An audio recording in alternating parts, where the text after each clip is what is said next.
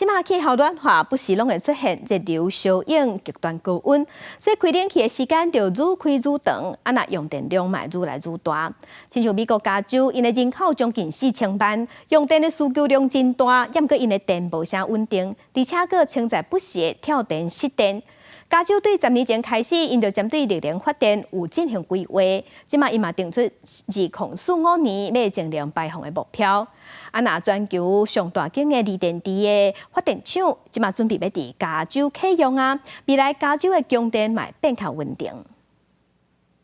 开几60亿美金起的诺瓦电力银行，其实就是一座超大型的锂电池电力储存厂，规模是世界上大，将会伫今年正式供电。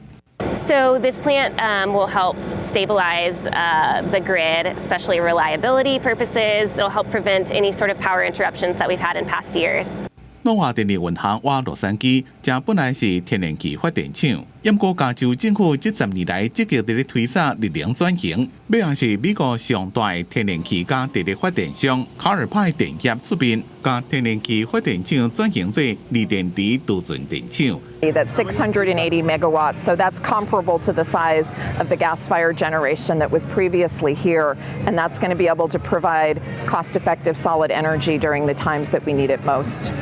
根据美国能源资讯管理局的资料，诺瓦电力银行会当提供688万瓦的电力，电力充饱会当供应加州68万户4.9个用电，超过加州1/3的用电需求，也占全美国超过5成的储存电力。Making use of the clean energy is all in alignment with our goals in California and the world to really decarbonize the grid, and you're seeing it right here. 加州若要伫咧2045年达到发电零碳排，是需要50兆瓦的锂电池电力储存。不过，即马只敢若7兆瓦，管起真侪互相连接的电棒，而且加州即马抑个超过一半是靠天然气伫咧发电，这款设备的投资加转化，拢是正大的挑战。公司新闻金元庆编辑。